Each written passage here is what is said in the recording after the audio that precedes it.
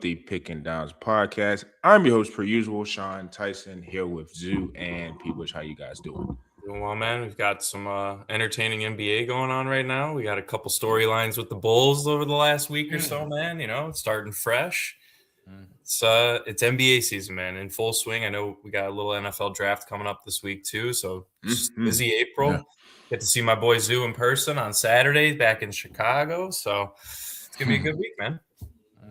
Absolutely. We had some pretty good games so far right now. A couple of clutch games, couple of choke jobs. So we're seeing some teams a 1-seed losing, which that was quite surprising. So very and Wemby's coming out party. We saw.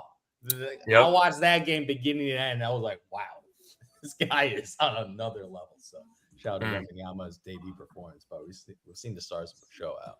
Then you know what, Zoo? I'm still happy with Patrick Williams over Denny Avdija, man. Let me tell you. No, I'm just kidding. He's looking good too, man. Denny, looking good. He does look like a high-end second option. Like if he had another guy on that team. Dame? You mean Dame? Oh yeah. Dame? If Dame was healthy he's on ice right now. Not torn Achilles. Yeah. And maybe he recaptures that magic being more comfortable back in Portland, which would be awesome because that would be a cool story to follow. But for sure. I will give before we start because they're probably not gonna get a lot of airtime. But Portland kind of surprised me, at least them being competitive. Like it was, they were competitive for a decent amount, which just is a tribute to, I guess, just their infrastructure. Like people just mentioned, Tiago Splitters maybe being a possible head coach for the Bulls. Like he's done a hell of a job with considering everything that happened, where you just had a plan with Chauncey Billups, and then now you're just thrusted into it, and now you're in the playoffs. And you're playing in a tough road environment too. I'm curious to see how. I know the game started just now, but I'm curious to see how they fare in game 2. So yeah, shout out to him and his team, and hopefully maybe they can steal again. That'd be awesome to see. But yeah, like Zoo and people kind of just alluded to, it's just been a couple of teams that have been shocking and just of their effort and how we thought these series were going to go. Like I said, still early, but there are some teams where you're like, there might be a chance for concern. So I guess. Starting out, Peebush, I guess we could start with maybe one of the bigger upsets last night with the Hawks and the New York Knicks. What was just your thoughts and how you think that series may end up going? Look, man, I picked this during our NBA picks, heading into the playoffs. I thought the Hawks were kind of my, at least Eastern Conference, underdog. Out of the two conferences, I think we know who's coming out of the West, one of a couple teams, potentially. But on the East side, we've all said, it's Celtics and then kind of everybody else, right? And, the Knicks are kind of the second favorites, Pistons being looked over. I'm sure someone will talk about the Magic here in a few minutes. But the Hawks enticed me because of just how they entered into the playoffs. They really rode a wave since the All-Star break, behind Jalen Johnson. Just an all-around great player. Nickeil Alexander-Walker, who ironically had the quietest game, I think, on the Hawks last night from an efficiency standpoint and scoring. But the resurgence of CJ McCollum has just been awesome to watch. He's kind of been, everyone remembers him from the Lehigh shot that he hit on Duke to upset them in March Madness. Was kind of that mid-major school guy that went to Portland, played second fiddle to Dame Lillard for God knows how long, kind of got lost in the New Orleans shuffle as everybody seems to be doing the last handful of years. But he finds a home in Atlanta, man, and balled out last night. And I think the big things, I don't know if you watched the whole game, do you get? Oh well, it's playoffs. I was going to say you blacked out for usual Knicks games on League Pass, but obviously with playoffs, you can watch it. But the Hawks were settling from 3 all game, and they just couldn't hit anything. I think CJ might have shot like 10-3. He might have made 2 or 3 out of 10 or 11 or something like that. I don't have the stats right in front of me, but 3 for 10. There you go, 3 for 10. And everyone else was just kind of sparingly at like 1 for 3, 1 for 4 marks, maybe a 2 for 5 here and there, but they just couldn't get any rhythm going from 3 in a team that is pretty efficient shooting from 3, whether it be Alexander Walker. Obviously they have a guy like Kispert who can come in and hit some big threes. McCollum's a volume guy as well. But in that fourth quarter, man, they just started attacking everything. They were running the fast break. They were slashing, running plays for Jalen Johnson across the middle of into the paint area. And it was working, and the Knicks just couldn't hit shots. So I think this is that game 2, stealing 1 on the road is huge for the Knicks. We said this before the podcast. I think this could go 7 and kind of swing either way. I know the Knicks will bounce back. Brunson did have a rough game 2. I think it was like 10 for 26 or something like that. But to be honest, Cat has been the most consistent player. I know he only had 17 last night, maybe something like that, but his efficiency has been off the charts. And he was, I believe, the highest scorer or one of in game one, which they took against the Hawks at home. So 1-1 going back to Atlanta. I could easily see this coming back to New York at 2-2. But very impressed. I had made my futures bet on the Hawks when I thought they were going to be playing potentially the Cavs or the Raptors. So unfortunately, I had to live through it and see them facing the Knicks, but pretty satisfied with the outcome through the first two games. Yeah, you should be, because that was a game that they stole. Because the Knicks were in control of that game by double digits for probably majority of the game, and obviously in the fourth quarter they outscored the Knicks 28-15. They went on an 11-0 run, pretty much led by their veteran guard acquisition, CJ McCollum, because that was prime CJ. We forget this guy's 34 years old, so we think he's a veteran. He's like, oh, he's a nice little veteran pickup. He's in the past. He is looking like he's in his prime right now, because he was going at Brunson. Like a lot of the players, they're picking rolls. They want to switch on Jalen Brunson, and every time CJ gets on him, he's absolutely cooking them. Like CJ's handles, one thing I really noticed in the playoffs is when you have these elite guards, you get these handles, they D up a little hard, but you got that tight handle. He's creating a lot of shots for himself, especially on one-on-one match where they pretty much go, okay, you go one-on-one and create a shot for us. Gets a floater, gets a mid-range, hits the three. So like CJ McCollum dropping 32 in a game where the fact to call it a must-win game where you don't really want to go 2-0 going back home, because then you're in a real must-win. If you go down 3-0, the series is over. So like for him to clutch this game where the rest of his teammates didn't really have the best of games, like Jalen Johnson had more of a quiet game, 6 for 12 from the field, 17 plays. He was playing his first game. I thought he was a lot better. This game, he was kind of like very, very quiet. Didn't hit a single three. Yeah, exactly. He was kind of just in the background type of guy. Like Akonwa had a good game, but I shout out to Kuminga because he gave a lot of energy on the bench. He had a dunk. He hit 1-3. Was pretty aggressive. Like got that and one. Yeah, he's pretty aggressive into the basket. So he gave him good energy, and he played 35 minutes. So he was playing starter minutes that game and dropped 19 points off the bench. So he was a plus 10. Huge. And plus minus. And obviously in the game they win by 1 point.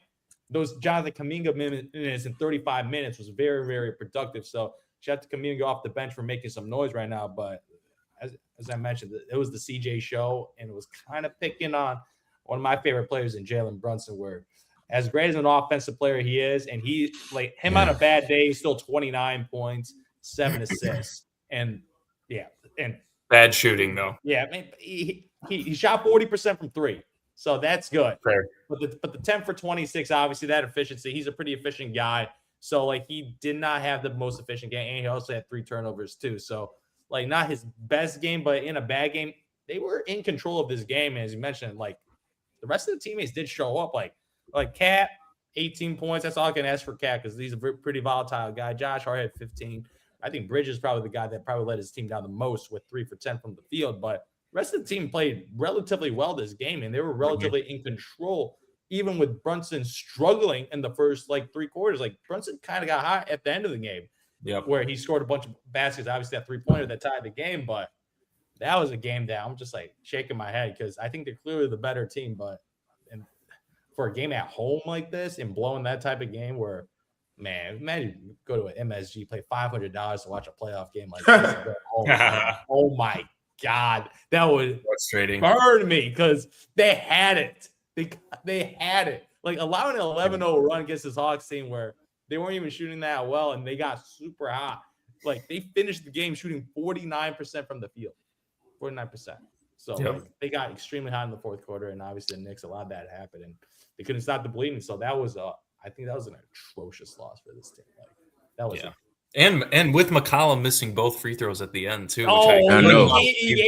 They gave him a chance, and they ran down, tried to go for the win with the jumper, but Bridges was not having a great game, and obviously in that situation, fast break, you got to get a shot up. And did you see they messed up the timeout thing? Did you hear about that? They say the broadcast was wrong. The broadcast said they had a timeout, but they didn't because they entered into the final 2 or 3 minutes where I think they had 2, but you can only use 1, and they had already used it, so they pretty much forfeited a timeout. So everyone was like, "Why?" I remember thinking, "Why aren't they taking a timeout?" Because it said it on the screen. But nope, they ran on the fast break. Bridges hits that shot too. Usually, he was off that night. Yeah, that like I don't blame on the last shot. Like they at least got up a shot in a possession where obviously you have to run down from the other side of the court, but they shouldn't have gone down to that. Like I just been watching this like 3.5 quarters of this, and like they were in complete control. Yep. Yeah, I actually liked the shot that he got because Bridges has always kind of been that like awkward running, like movement type shooter. Like he can make those. It's not a bad shot when he does it. So it's like, you know, if that, maybe you're looking at a Brunson shot fake 3, but who knows? I don't know where Brunson was on the floor. But yeah, man, I think Atlanta, they kind of had me thinking, and I know this player hasn't really played well the entire year, but like I know Zachary Ricochet was their number 1 pick. Like if he was just a competent, just bench guy, it would make me start thinking about like Atlanta as like a way more serious contender because that's just another long, silky smooth type score. At least his highlights when he was getting drafted, that's what he looked like. And maybe there's some time for him to be better. But yeah, CJ's the biggest story here. It's just he got back in his bag. He did what he did. It kind of felt like it was Portland days where he was just kind of controlling the rhythm of the game, and his ability to just put a guy like Jalen Brunson, who we all know is a less than average defender, on skates multiple times. That kind of gave a lot of the guys on the team confidence. Kuminga, this is kind of more so his coming out party because it's like, yo, I know everybody had their thoughts about me with Golden State, and it is what it is. But now, if we're able to advance further into the playoffs, you're gonna be a name I'm going to be forced to reckon with. And then of course you have Jalen Johnson and Kongu and all those guys. So to me, I think the Knicks' biggest problem is Jalen Brunson when he's in his I'm taking all the shots bag, which is fine because outside of probably Cat, who can be efficient at times, who else do you really want taking a high volume of shots? When he's in that bag, it's really just a make or miss league. He has to hit. And it gets tougher and more difficult when you got multiple guys on the Hawks who are 6'8", 6'7", who can bother him. And I know he's really good at getting into the middle of the paint, hitting those, floaters or causing contact, which he does a lot, and getting to the free throw line. But like I said, sometimes in the playoffs, like I'm not saying it's Harden level, but like Harden's calls don't really come when you're doing the whole drive through, whatever. Like it's a physical game. And even if you just watch, like when I was watching the first Raptors and Cavs game and just watching like guys come off of screens and like pick and rolls, it's just like they are allowing you to grab, pull, push, and like you can reset as long as you're not like losing your balance. And it almost feels like it benefits you or is a disservice if you're stronger, because normally if you're just like a lanky wing, you just naturally going to go flying and it's going to be a foul. But like if you just have a sturdy base and don't flop, they're not calling anything. So it's going to be interesting to see. Like I'm not down and out on the Knicks yet because they've been tried and true for a couple of years, and it's kind of Atlanta. Even though Trey took them to heights a couple years ago, this is a completely different team. So it's going to be interesting to see because it's not like if you're the Knicks, you're nervous about going into State Farm Arena. Like I don't think it's going to be a raucous crowd. Now, that doesn't mean you can't come to play, because if you do go in there and just think, okay, well, we're still the Knicks and we're this seed and whatever, you can end up like a couple other teams that we're about to talk about that's staring at a 1-1 series. For me, just staying in the East, obviously, real quick about the Magic and Pistons. I was very, very high on the Pistons before Cade had the issue with his stomach or whatever was his collapsed lung. To me, it's like I was going into any playoff series where if both of them are healthy in Durant and Cade, I was like, I think that 2-man game is going to be good enough. And all I'm going to really need from the other guys is just to hustle and shoot. Well, I did not expect the Magic to just completely take out Jalen Durant, like just make him invincible. Why not? That's literally just is making him. Center? I forget the backup center's name, but he's pretty good too. For the Magic. And what's the other guy they got for the De Silva? Just like making key threes on the wing, like. It's the classic case of we play possum, we were injured, we're just, we're down, decrepit, we're just figuring out Jolly Gee, whatever. And the next thing you know, guys are healthy, guys are spry, and now you got Franz Wagner literally making shots from like under the basket at just powering through shots, like not even having good base. Like I was watching like some of the replays, like he didn't even have a good base. He just got angle and just shot it, and he's making it. And it's like, okay, when he's doing that, Paolo's being consistent. not turning the ball over. And it's another weird thing. Like Paolo gets in the playoffs, and he just now it's time to turn up. I guess so. He just becomes a playoff guy. That's just what he does. He's Jimmy controlling Butler, pace. man. He's fine. Yeah, he's ready for the bright light. So, that series is not over, but it's scary. Or if I'm the Pistons versus if I'm the Knicks, because if you're telling me like Durant is just gonna have like it's just him and Wendell are gonna Wendell's gonna wash each other out, then you're in trouble. Because Cade will just get 40 and they're cooked. Yeah, that's just they don't have anyone else. Going to be. And like you're looking at Duncan Robinson, Kevin Huerter, Tobias Harris. Like you're looking at some guys where like Asar, they're not making shots. No. Like so you're basically telling me you're going to need a Duncan Robinson hero game where he just is hitting 7 or 8 threes like Kennard did with the Lakers. Or you're going to be looking at Tobias having a throwback of maybe giving you 15 or 20 points. And that's a lot to ask because I'm not depending on Asar. I don't think Asar is ready yet to where I can see him taking over a game. I don't think what's the other guy? The point guard that was kind of going crazy. Dennis Jenkins. Jenkins off the bench. It's just I don't know. It's more like Durant has to just come to play. He has to figure out a way to be more dominant than Wendell Carter, where it can kind of offset that. Because if not, it could get spooky. Because that's another team with Orlando. Why I was always so high on them. They're just a massive team. They're huge. Physical. Like their entire team is just like 6'8", like long, like literally prototypes, just conveyor belt. Even Suggs being like the menace of the guard, like he's the short guard on the team. He's still 6'5" and a hustler, and like he's bothering Cade. So it's just like I don't know. Like it's crazy. You don't want to panic because you just always want to give the benefit of the doubt of them being a number 1 seed. But it looks spooky for them. If Durant doesn't turn around, that's it. If he don't turn around, it might be the wrap for them. So literally all I had written down for this is if it's going to be Cade versus everybody, then the Pistons are screwed. That is it. I mean, the Magic don't even have to play a perfect game, which they pretty much did in game 1. They played a perfect game. I mean, they were physical on both ends. They were attacking. They were attacking the paint, but they were still hitting their shots. And on defense, I don't think the Pistons were ready for that level of physicality. Like even Cade struggled at early. But man, the reason I watched that game a lot because I needed Cade for like 6 assists. I'm like, oh, that's such no one was hitting shots, man. No one was hitting shots. Duncan Robinson had 3 fouls by halftime because he's so long. He thinks he can get into every play, but he has 0 lateral movement whatsoever. So this team, they're a star. They're another combo guard or 3-and-D guy away from being a true number 1 seed.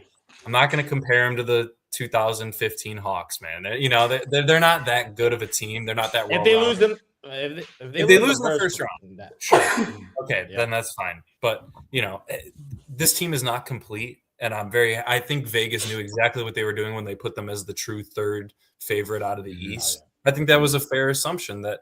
We didn't know what Cade was going to be like. He obviously looks fine. He had a good game. He was almost 50%. Yeah, he just no one else was hitting anything. So I think they'll bounce back, and I could see them winning. But this might go 6 games. Wow.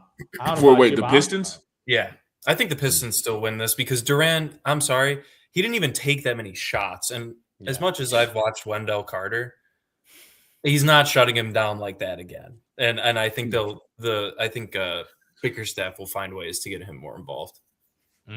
I don't know, man, because after that game 1, I'm like, ooh, if this is a 1-8 upset after that one game, I'm pressing the panic button right now. I don't know if I'm overreacting, but I'm pressing the panic button right now because if you look at the Magic shooting this game where they beat the team handily, they shot 29% from 3.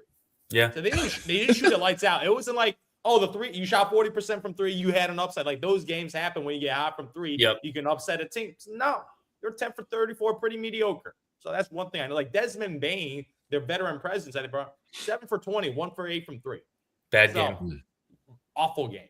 Like statistically wise, like efficiency wise, that's terrible. Their backcourt combined for 4 for 18 from 3. Like Jalen Suggs was 3 for 10 from 3. So they were not doing, especially from the backcourt. Definitely the front court definitely really showed themselves where the physicality, as you mentioned, with Wendell Carter obviously outplaying Jalen Durant, who's a freaking all-star this year. Franz Wagner had a great game, closed the game in the 4th quarter.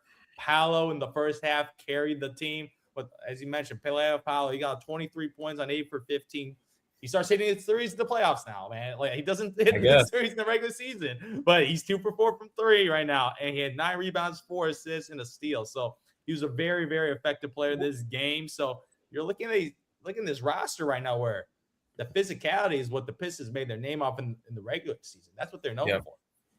Well, they got a tough matchup when you got those boys over there when everyone's 6'10" and pretty physically strong, where they brought it in game 1. And obviously, I'm not saying it's a for sure thing Orlando winning this series, but if I'm a Pistons fan, I'm very, very worried because matchup-wise, I don't think their strengths, they can't take advantage of their strengths against this Orlando Magic team as much. And as you mentioned, Cade dropped 39. Like, Cade played 40 minutes. He had a plus minus and -1. So that's a 50-50 game when Cade Cunningham is in the game. But as you mentioned, they had no help this game. And when I saw Kevin Huerter in a closing lineup in the fourth quarter, I knew it was it. When you got to rely on Kevin, I was like, what? Kevin Huerter's in the game? Like, what? Like, okay, now they got serious issues. Yeah. Like, if you're actually relying on him being one of your 2 guards and trying to beat this roster, because as you mentioned, Tobias Harris, 5 for 15 from the field, 1 for 7 from the classic Tobias Harris. He's not a playoff guy. What was the team total for threes? That's what I want to know. What was their 3-point shooting as a team? 10 for 32, 31%. So it was a wash there, pretty much. Yeah. They shot 2% better, but as you mentioned, it's like 2 less shots. Yeah, exactly. So like the 3-point shot was not meaningful in this game at all for either team. So that is kind of a wash. Orlando dominated the paint while shooting 49% from the field, while Detroit was at 40%. So that was the biggest takeaway from the game, the physicality and scoring in the paint. But I'm looking at this bench. I'm looking at this bench right now. I'm like, Caris LeVert, non-factor, only played 4 minutes. Javonte Green, former Bull, surprised he actually got playing time. Yeah, Kevin Huerter, like Ron Holland, he's a young player. Beef Jenkins. Who are these guys? Like, it's just like Beef Stew is a physicality guy. He's not going to be a scorer. He just brings physicality and rebounding. And Jenkins, he did nice in the regular season when K was out, but got kind of exposed. 1 for 6. He just shot threes. So I'm just saying, like the regular season, the playoffs a little different, a little more physicality, and guys who could cook in the regular season. You get a little taste of this atmosphere where, okay, they're letting people get away a little more physicality on defense right now. So that's why these games, we're seeing the game scores significantly lower scoring. The games are not hitting 120, 130. We're in probably normal NBA games where we're seeing 100 to 110, 109 to 107. So these types of games. So we got slower pace, higher physicality, and that benefits which teams? The teams that are bigger and stronger. So right now, Orlando. And higher IQ. And higher IQ teams. Higher IQ, but as you mentioned, we all knew it was the Cade Cunningham show, but drop a 39 and losing. It's not okay. What can you do? You can't really do much. Like, I'm like, he shot 10 for 11 from the field. He's not the greatest 3-point shooter, and he still hit 3 threes. So he hit his 3 tray balls. Like, Tobias Harris is your second best player on 5 for 15. You're not going to win any games. Like, So. Yeah. We'll see. I think before we change it to another team, like, regardless, I think if they win this series or not, they got to go in the offseason and get Cade, another dude. And I'm not saying you got to part with Duran, but I don't know. They might have to package up. I don't know what their picks are like in some of those young players, but they own their picks. It just doesn't look like there's at least I feel like they're the only team, which is insane to say, outside of maybe Portland. This, like, you look at any of their wing guys, it's like, oh, like he could probably give us 25. Like, all of them just look like they look like they all max out at like 15. It's like they're high, which could be good if they all hit 15, but it just doesn't look like they could use a legendary scorer. Yeah, facts. About another team that I'm about to talk about that everyone likes to hate on, and they lose their one guy for game 1, and look what happens. Kevin Durant and the Houston Rockets. What was that? Well, I don't know why I thought you were talking about Kevin Durant. Look at that dodo bird, Jabari Smith bricking back-to-back threes in the corner. Sengun getting outplayed by DeAndre Ayton. 6 for 19 from the field as a big man. Are you kidding me? Amen Thompson was the best player, and he still wasn't efficient. He was maybe 7 for 16, something like that. Reed Shepherd taking 14 threes and making 5. That's, I guess, respectable, but like because he can't get to the rim, so he can't get to shoot threes or pick and roll, pickpocket pass. Is it? So the point is, and then they got worked. They got worked by Luke Kennard and LeBron James. Yeah, that's pretty much who they lost. And Rui Hachimura, Rui. I like Rui. Don't get me wrong. Rui's good. No, you're right. Rui's a solid player, but he's a guy that you kind of cap at 20 a game, right? Yeah. Like, you know, and Kennard hitting everything. Yeah. This entire Houston team, their offense is run by Kevin Durant, and this is what people are forgetting: is that you take him off, you don't have to focus your effort defensively on any one player. Sengun he over dribbles. He's at the top of the key, and you don't think it should run through him, though? No, it should run through him. No, he can't dribble the ball. If Durant's not there, well, then no. I still say you have to run it through Amen Thompson. He's got to play point and just drive. But then you're gonna get beat by 20 again. No, you're right. I'm not. You're proving my point. Kevin Durant is needed on this team if you want them to be a relevant team. Now, are they a championship team? No, I agree with you. Not. But you can argue that the Dodo Birds on the Rockets, it's kind of living up to the name based on that game 1 against the Lakers, man. I know it was on the road. And sure, you weren't expected to lose. And the Lakers shot the lights out. That's the thing. And they shot the lights out. Like they shot, but they didn't shoot as much as the Rockets, though. The Rockets 53? Had like 90, 50. Yeah, they shot better. That's a good point. Yeah. Rockets attempted 33 threes and hit 11 of them, so that's 33%. Wow, the Lakers only attempted 19, but they hit 10 threes. There you go. And Kennard's like the greatest. Higher IQ. 5 for 5 from threes. Luke Kennard's having one of the greatest regular season, and now starts it with a bang from 3. Also, JJ outcoached Ime. That's a big problem too. Ime. I know they lost Kevin Durant, but like his game plan in terms of like. And I know you say you want Amen, but Amen's too young in his career to be running. Agreed. He's not ready for the playoffs to do that. So, like, I'm just saying, if you don't want to get beat, like I think Sengun at least, and now he does turn the ball over, and he's a big. So it's like it's not like he's a point forward. He's their best player right now with KD. Yeah, and I think that would be the only that's your like only saving grace. But I do think that depending on Amen and like the other guys, also.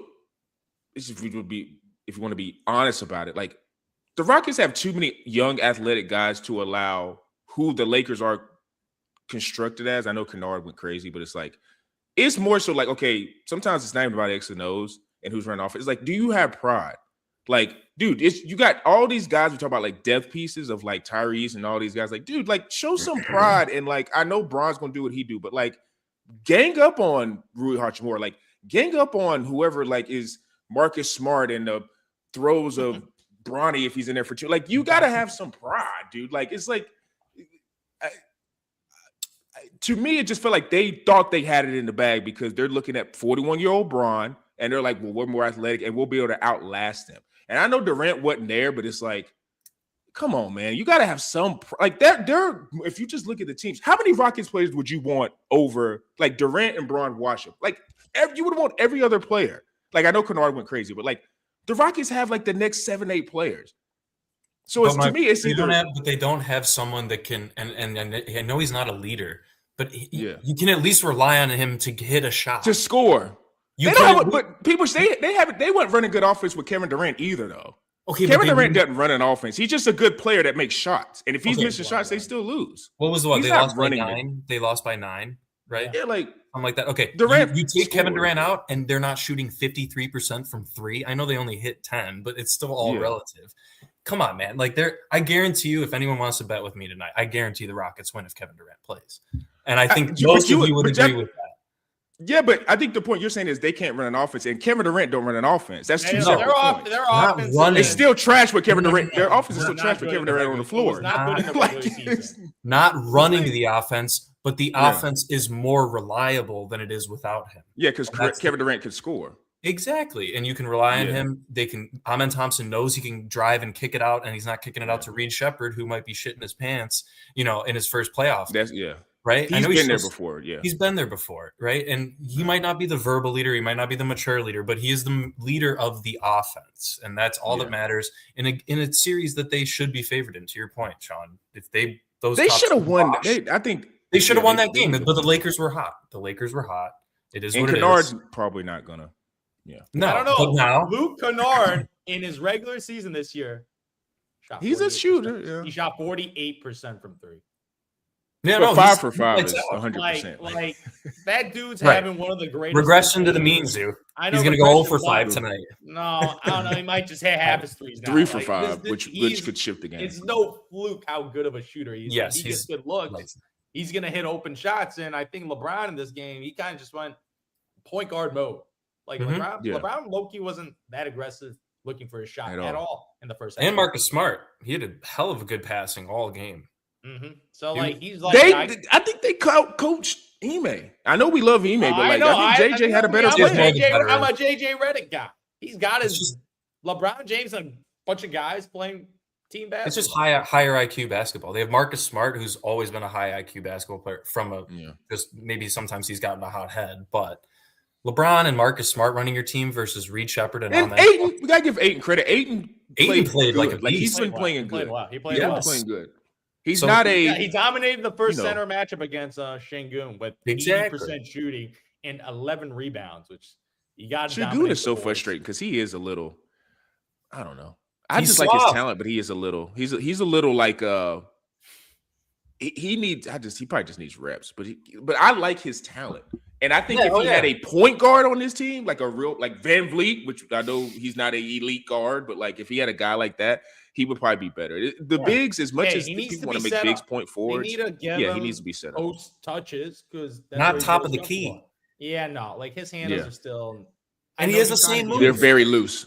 Yeah, He gets the Very same move. He loose. spins trying and to be, goes he's left. trying to be Jokic, but he doesn't Exactly. have Yeah, to be literally, Jokic. baby He- Jokic, and it's yeah, not happening. He needs to be in the post. Like that's where Yes. he's best. Because that's the thing Not too. Jokic shooting threes. Jokic can set up offense and do stuff, but he's very when Jokic has the ball, he's very decisive when he's making this. Like Oh, it's either yes. a quick pass Yeah, or but it's like dribble. it's a yeah, pass he out. passed to the let me ball post off. Yeah, up. he's Like always running he's a play. very quick. He's not playing at the top of the key and just unless he's. I feel like when Jokic is doing that, he's just getting a breath. Like he just trying to figure out what he's gonna do next and then go. Like I don't think he's sit up there just trying to do a spin tween type move. But No one's talking about Jabari Smith though.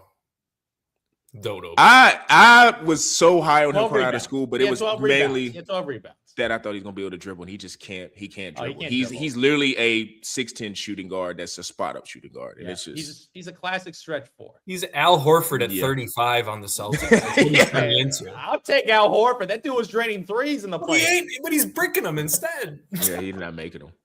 My point It's is, just I'm- it's yeah. No, go ahead. yeah. No, it's just it. Yeah, it's I don't. I think I'm more. I think to your point, if even if Durant comes back, like I'm in, and because I'm not thinking Reed is gonna. Reed is just he's a smaller guard, and if he hits some threes, cool. But like Reed and Tyree kind of got to take the.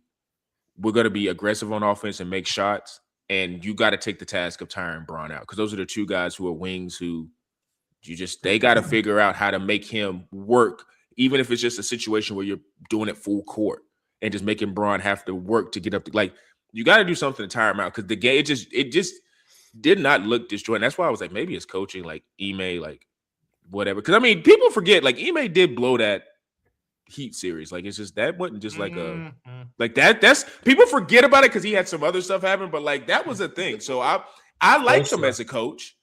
I like him as a coach, but like I don't think He had an off. I proven think that he he's had an this- off year. I think he had an off year and underperformed Yeah. expectations based For on sure. on the roster. So we'll see. Like I said, they should win the series. So it should be a. I don't know like what you would think them past the series, but I'm just saying like they No. could maybe just get it to a point where okay, we won the Lakers series and now we figure out what we do next. But he got to get his guys to play a little bit better because even if Durant comes back, it's like he's not going to be 100%. So there's going to be guys that's got to carry the load. Like it just let Durant do what he do and then do whatever. So I don't know if you guys want to get into the Nuggets and Timberwolves, but Yeah. that was one of the ones I thought to me that was like, okay, that was Nuggets 2-0. This might be a 3-1 going back to Denver. Yep. And then it just chipping away. And he may, I don't know what you guys' thoughts are going to be, but I just got to go ahead and be in front and give someone credit. Gobert came to play. He came to play in that game. Good. He affected Jokic to the point where, of course, anytime you're playing an all-time great, it's not going to be like, oh, he shut Jokic down and just Jokic couldn't do anything to post. Like, no. But he made it interesting enough, and how I knew Jokic was taking that battle, because of course you're going to get Gobert, but Jokic is obviously the better player. But how I knew Jokic was taking that serious was when he got dunked on. Jokic, a couple plays later, goes down and never, ever, ever tries to do any type of like and one type dunk or any type of I'm dunking on top of your head. And Jokic got like this far off the ground and dunked on Gobert, where it's like, okay, he's taking this personal now. Oh, yeah. Like Jokic is pissed off. And he's like, it's whatever this is going on in the game, it's me and you, Gobert, and we're dancing in this post. We're going to figure this out. So that was, to me, a really good sign for Minnesota, where you're like, okay, now you got Gobert at least just matching the energy. Like, we're never expecting Gobert to be matching Jokic offensively, but just making Jokic work.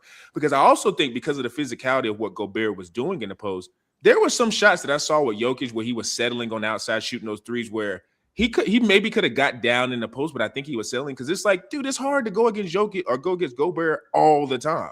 Like that tires you out. And you don't really ever see that from Jokic because normally he's always part of what makes him the greatest player in the game right now. Is like he's always efficiently just either he knows he's going to get his post shot or he knows like if he's taking a three, that's like usually that three is his last resort. It's never like early in the shot clock or like he hasn't been down in the post. He's taking a three when it's like a last resort or it's like it's so wide open. And he took a couple of those last night.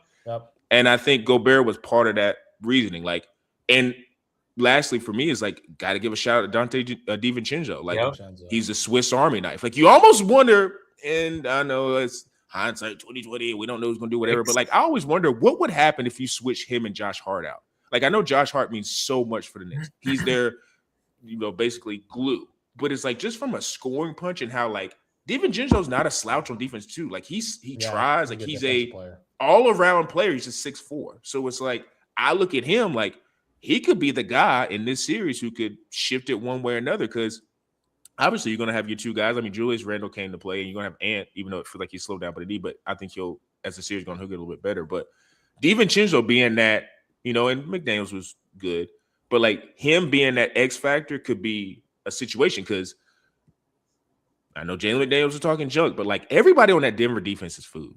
No, outside of Aaron Gordon, who's on his last leg, they are food. Like if anybody can dribble on the Minnesota, you can take that matchup and you're going to get fouled or you're going to make your shot.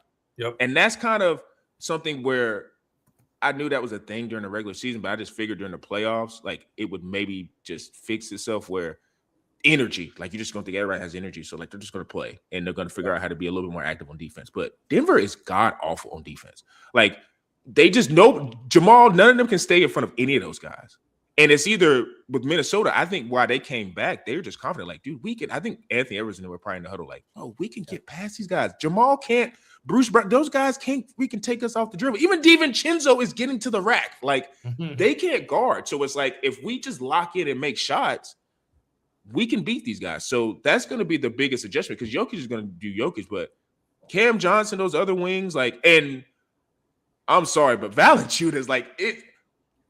I know he's there, but like he is just like it's just a lump on a log, bro. Like I know he's just there to spare minutes, but you got to give me a little bit more if you're going to be out on the court. Like, if not, just go. I don't know who the ex guy you would bring in, but like I just don't like him on the court at all. And I know he's not a big factor. He's just so Jokic can get a breather, but I don't want a point where it's game 4 and Jokic is having to play excess amount of minutes. Because I mean, if Denver were to move on, you in the first round, yeah.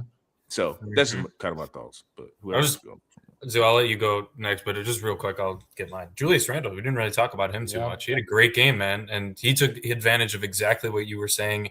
We've always said this downhill, kind of a less athletic version of Zion, right? Just likes to drive the ball to the left. Bully. Took 10 free throws. I think Ant had close to 10 as well. So, they're combining for 20 free throws a game between their two best players.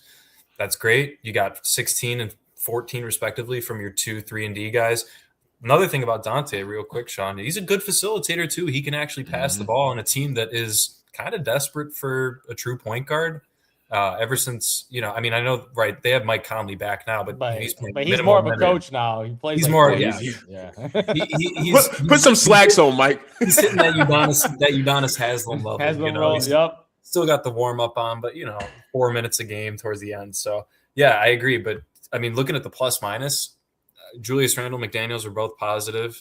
couple guys on the bench, but DiVincenzo at plus 20, man. Just a huge game for him. Wow, that's a crazy stat. That's a crazy stat, man. And, Christian Braun on the other side, he's a guy that he had a big game. And I know he kind of choked it there at the end, but he was also one of the reasons why they had such a large lead pretty deep into that game. And unfortunately, they just chipped away. But, hey, if you can hold Murray and Jokic combo to 19 for 40-something, whatever they shot, 45 every game, that's great, man. And I don't care. If I'm Gobert, I'm like, I don't care if I only had that one dunk. That one dunk meant a lot. He had 2 points, but those were huge 2 points right there. Enough to get in Jokic's head a little bit. Mm-hmm. Yeah. Absolutely. Because if you look, this game's on Jokic, right? Because 8 for 20 on a guy that shoots 56%, like 8 for 20, as you mentioned. Rudy Gobert got the best of him tonight. 1% for the, you mentioned it, Sean. Like, he settled.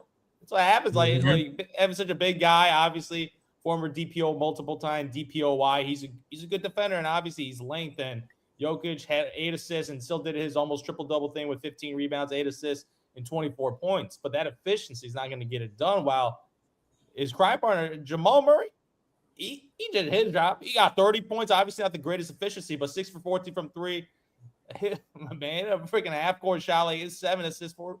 He had 4 turnovers because that's obviously what the point. Like, you got to control your turnovers right now because Jamal Murray will have almost half his team's turnovers. Like, he balled out. Jamal Murray looks like playoff Jamal. Like he looks awesome right now. So he looks good. Yeah, Jokic has a viable all-star paired up with him right now. Like, Jamal Murray this year looks awesome. So this game, I 100% on him with the 8 for 20 shooting. I'm like, that's just completely unacceptable.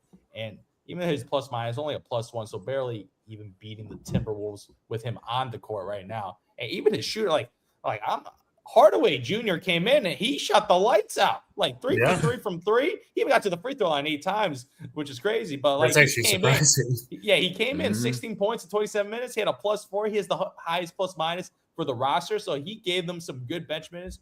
Even Bruce Brown hit a couple of threes. And as you mentioned, Valanciunas is kind of a non-factor this series right now. He only played 3 points last night, gave you 2 rebounds, but didn't really do much outside of that. But yeah, as you mentioned, these heavy minutes for Jokic are like, they're already riding those guys right now. Like, Jamal Murray played 43 minutes, Jokic played 40 minutes, and I'm just like, so the longer this series goes, it's not as good for those guys because obviously on the older side, and we got young legs over there with Ant Edwards where he should be fresh, and he is hungry, and he has played this team before, and he usually plays pretty well against them.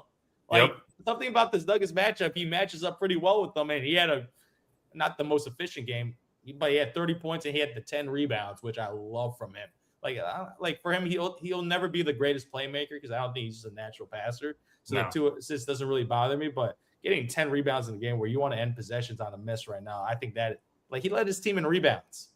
Like, Rudy Gobert, 7-footer, had 7 rebounds, and Julius Randle had 9. So he led his team with rebounds. So I think that shows a lot of want to right now, where he's just like, give me that ball right now. And especially coming off an injury, coming into this playoff series, putting up 30 points against the Nuggets team it's a big time performance and something I didn't expect because this is a game where after the first quarter, I'm like, I know. Nuggets. I turned it off. I mean, obviously it ended at like 1:30 for you. Yeah, it ended a little too late for me to watch the whole thing. But after the first quarter, I was like, "Oh, Nuggets dominating 39 points in a quarter.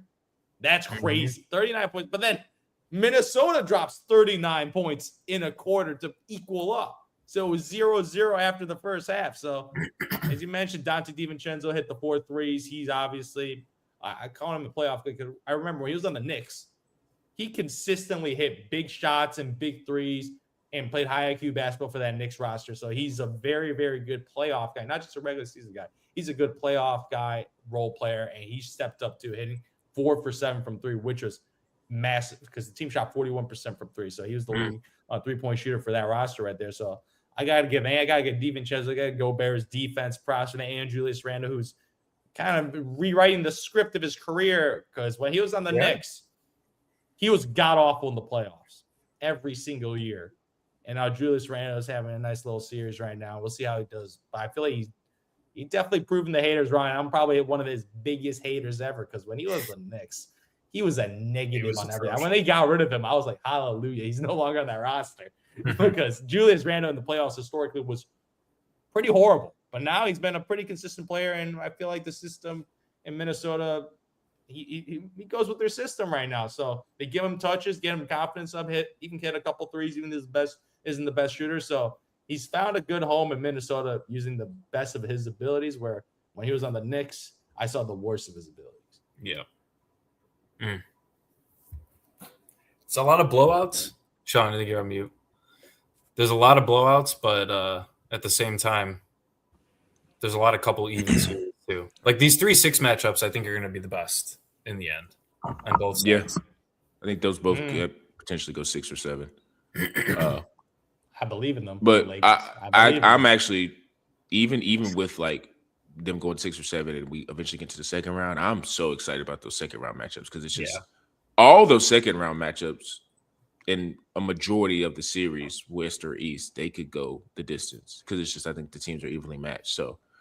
We'll see what happens. Like I said, the other series, they were just kind of blowouts. So it is what it is. But excited to see how these teams respond going on the road. And we'll just keep an eye on a bunch of these undervalued C's and see if they actually end up making some upsets. So transition to our last topic. Definitely going to get into a little bit of football real quick. Just going over the draft that's going to be here on Thursday. There's a lot of teams that are going to be in calls and meetings and in different types of talks to see we could trade up, maybe trade down, trade a couple players. Things are going to be always in a frenzy during draft season. So we kind of wanted to go through and look at a particular team and a particular player and kind of match it up. It's like, hey, this is someone that I think this team definitely needs. And Zoo, who is that for you? For me, man, I always look at it from the fantasy perspective because, of course, a lot of these rookies, man, it's exciting. Who's the guy? And it's always the running back. And I'm going that stud in Jeremiah Love right now, seeing where he could both benefit his team and himself right now. Because I don't want to go to a team where their O-line is garbaggio like the Raiders this year, where it didn't do Gentry that much. And obviously he was an exciting player coming in. But that situation, I kind of faded him just because of the situation. Situation is massive in how a rookie running back could perform right now. So I'm looking at the teams right now, and I'm looking at a team at the number 7 pick in the Commanders. With the Commanders, I'm like, okay, they got the quarterback. Yeah, they got an offense where we saw 2 years ago where they had a legitimate offense, and they have some very old running backs that their whole team's old. The whole team is old, so they can use some youth. Not on the O-line. They need the O-line, man. That's true. Didn't they get the guy from the Texans or no? Tunsil? Yeah. Does he washed or anything? Or is he still good? If we don't really know where he's at. It can't be. Yeah. But all I know is Austin Eckler is not the answer, and he played a little too many games. No, he's not. He's not. Austin, he was getting like a lot of carries because they didn't really have that much else after dumping Robinson to the Niners for pretty much nothing, which is still very interesting move that was. But I don't need to see Austin Eckler run more. He could do his podcast, talk about fantasy football, and do his Twitch stream and live a good life because he had a hell of a run. Austin Eckler was one of the best running backs in football, and was he undrafted? Well, he was a very late pick. Like he was not a. He might have been undrafted. Like he was not a guy. He just kind of came in as a backup and then kept his job and became a stud. But I'm ready to see a stud in the Commanders to complement the rookie running back and give him a little more space to run. Obviously, as a dual threat guy, he creates space for his guy in Jeremiah Love. And they talking about this guy that has measurables similar to Bijan Robinson, Gibbs speed. So I talk these measurables right now. I'm like, okay, he got the stats. He's a big looking guy. He obviously has the stats in college to prove it, and he's the consensus. Like there's no doubt about it. Consensus first round pick, and all consensus first round pick, especially going top 10. The last guys do that. The last guys go there were Mr. Gentry and Bijan and Gibbs went a little outside of the top 10, but these top 14 pick running backs and first round picks, they're smashes. They're smashes, and they're not even close. They kind of make immediate impact. So I'm ready to see and love in a situation with I need him with a good quarterback. I don't need him to go to a team with a bad quarterback with offenses now that will not be in the red zone and hopefully the Commanders this will make a little bounce back after an off year last year with the quarterback injured. But I feel like they're going to get him some help and get some youth to the roster right now. I don't think he even falls to 7. You don't think he falls? Wait, you think someone else is going to take him 4th? The Titans at 4. That might be. To take some relief off Cam. Like Tony Pollard's in his last year. All right, he's almost 30. They might take that. But 4th overall seems. I know, and I wrote that down. I was like, that might be an overdraft. But if there's a team that is going to overdraft him, the Titans, because I agree, the Commanders were like the first team that jumped out to me. I was like, okay, need. But you could argue, yes, Cam Ward did not have the rookie year, obviously, that Jaden Daniels did. But not even close. The teams are kind of in similar situations. They both are kind of lost on both sides of the ball. I mean, we know the Commanders' defense is porous. Titans as well. The only thing, the Titans have Jeffrey Simmons, right? They do have that stud defensive guy, which is kind of my point, is they don't need to really draft a stud defensive player on the edge or on the interior. So they're probably thinking, well, screw it, man. Why not give him a beast running back that he can dump the ball off to and he can still make a play? So I agree. I think the Commanders would be a more it wouldn't be a reach of a pick, but for 3 picks higher to the Titans, that's the other team that jumped out to me. Because to your point, Raiders are taking Mendoza. Cardinals are interesting. They don't have a quarterback. They have a lot of holes on the roster. Nothing. So there's no. They have nothing right now. They have nothing. Right. So they're not going to add exactly. So they could take a Jeremiah Love. James Conner's going to flop at some point. Lord, no, maybe. Yeah, that maybe already happened. Maybe already happened. James Conner fantasy thing. That's true. That's true. It might be over now. It'll finally be over. He'll no longer be a sleeper pick anymore. Unfortunately, man, because that man is a red zone monster. He is. But that also speaks to their offensive line too. I know it's not the best in the world, but like it's a decent, competent offensive line to the point where Jeremiah Love could actually succeed there more than he could in Tennessee or maybe even in DC. So, yeah, I mean, obviously, I think Jeremiah Love's at the top of everybody's list, but I got to go with what the Bears should be doing, man. Come on, you know me. So, they're sitting at 25.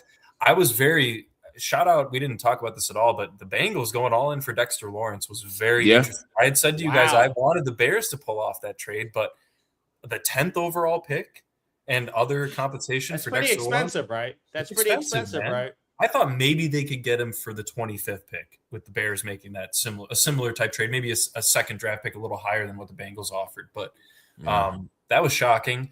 And, I'll go back to it. The Drew Dahlman retiring, the center for the Bears, kind of put their entire offseason in a whirlwind.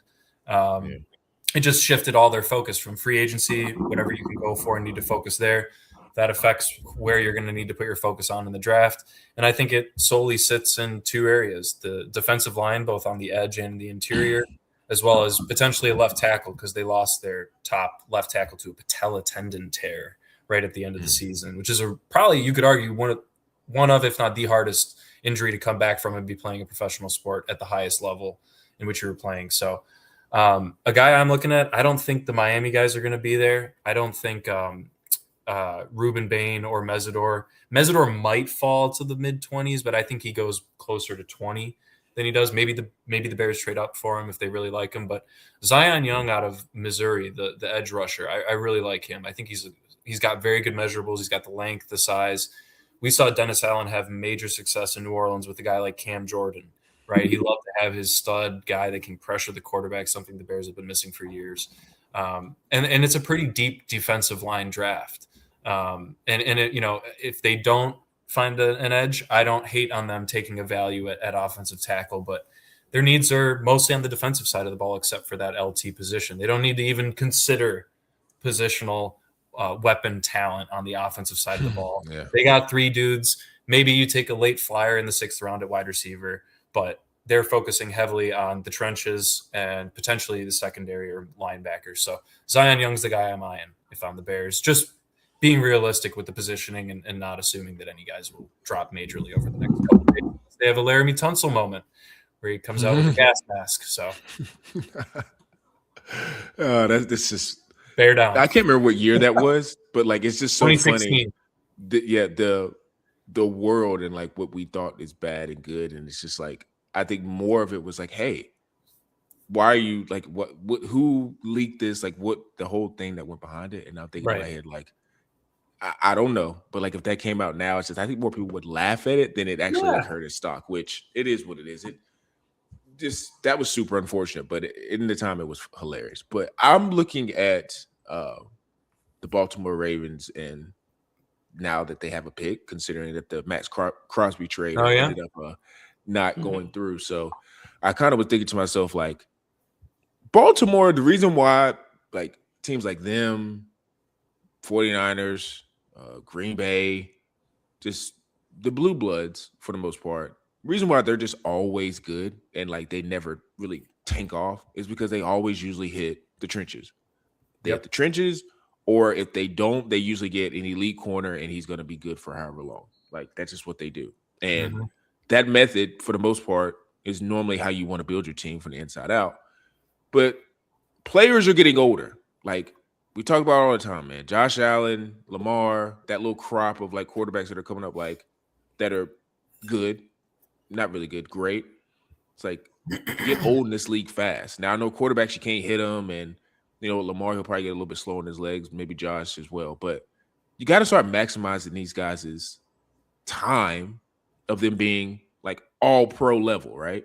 Because as soon as they dip down to like just what would you call it, like like Pro Bowl level, where they're like they're a good quarterback. It's like okay, Russell Wilson at the end of his Seahawks career. Yeah, like that. Once they're starting to just get those Pro Bowl nods a lot, and you don't see any All Pros or anything on there, it's like they might start winding down in terms of how good they are. So for me, it's like you need to start swinging for the fences. Like the perfect guy, you're not going to get a Carnell Tate because he's going to be drafted high. But I also think in this draft, this is one of the more sleeper drafts in terms of just wide receiver talent. So if you're just being cautious and being like, okay, well, let me just look at like a guy like Malachi Lemon that you can maybe get later in the first round, or like a whoever else in the early to second round, like you can probably get a really good receiver. But it's like, dude, I've been saying this, and I want to be fair because Zay Flowers last year had 1,200 yards and 5 touchdowns. Like that's not chummy. It was a good year. Like some could argue that's a really, really good year for a guy who is their number one receiver.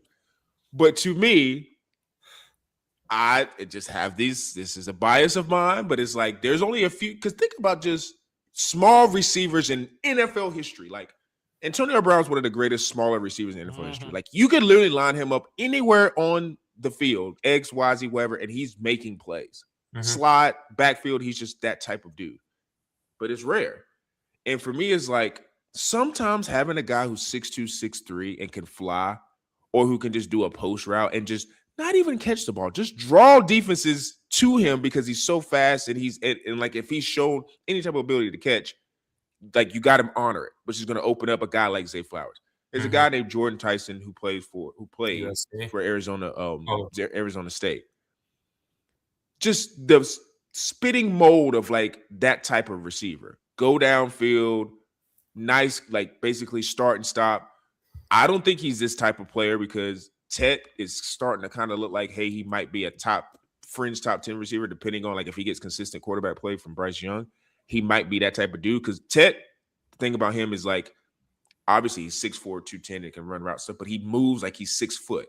So it's like Jordan Tyson has a little bit of that in him. Now, I think Tet's an overall better receiver, but that type of just go get it, figure out, I guess you would say the minor nuances of like how you play receiver. Like I think that's kind of been one of his things of like sometimes he can drift, but guys sometimes get to the league and they get focused and they figure out, okay, this is go time. So now I'm going to have all the dedicated time to become the best player I can. So like, even if you don't want to draft him at 14, because if I had to put a percentage on the Baltimore Ravens doing this, it's like a 10% because they just don't do it. They don't go get the star receiver. They're like, no, Lamar, we're going to give you trenches. We're going to try to build a defense, and we're going to. Here's Rashad Bateman. And like Zay was a great pick, but he was like later. So maybe they take him and then they trade up earlier. Not Jordan Tyson would be there, but maybe go get another bigger receiver that can fly. But they do need to address receiver and they need to get a guy who can be a consistent dude. Because I don't want to hear like, I like DeAndre Hopkins, home team from the state of South Carolina. Great player. I'm tired of getting the guys where it's just name and everybody knows they're on their last leg. But because they have a name, everybody's like, well, he's got DeAndre, bro. Like, he's good. Like, no. Respect DeAndre. He is over. Amari like, Cooper, stop getting Josh guys. Allen. Yeah, don't get a guy that's like a named guy, but he's basically like love Jair Alexander, one of my favorite corners. He was cooked. Yes, he was cooked, and it's like it's just name based, and it's like now you got him, and it's like let's go make it work. It's like no, it's like stop fooling the public. Go get a real receiver. Go get a guy who's 24, 25, who's in his prime, who he could grow with. Like go get that. I'm asking for a lot. And they're probably going to be like, cool, Sean. We're going to go draft the D tackle. That's a terror. That's going to like help our defense. Because they got Jesse Mitchell, whatever's their head coach. So it makes sense. I get it. But I'm just saying it would be nice to see that type of guy. And they didn't get Crosby. Yeah. So they got Henderson though, I guess, and he's a facsimile. But still, like that guy's going to be defensive focused. But it would be nice if they were to emphasize a go-getter type receiver. So. That's one guy that I'm looking at, but I'm with you. There might be I don't know who said it. People should do like it might be possible that Jeremiah Love doesn't fall out of the top 5. It's a real possibility. I know. So someone might overdraft him. I'm telling you. They might trade. Somebody might trade to go get him because there's a lot of like he's the best player in the draft. Well, dude, like you said, it's not like he's being compared to Bijan. People are saying because when people have said like he's been compared to Bijan, they're saying like, oh, he's comparable. No, there are people saying he's on the level, like prospect wise of Bijan. So like, if you got that type of guy, he ain't dropping out the top 5. If you're telling me you're getting Bijan type, like no, because Bijan, as much as we kill running backs, like he is the Atlanta, like he is, and I know Drake London's a great player, but like he is the center point of like why they go and do all the stuff they do because he's just that versatile. So yeah, Jeremiah. Yeah, I don't. Washington that'd probably be my favorite if he ended up going there because it would definitely help out Jaden. But yeah, like I said, draft is 2 days away, so we're gonna get the first round on Thursday, then Friday and Saturday. So make sure you guys are locked in. Tyson Talks _ for our Instagram, TikTok as well.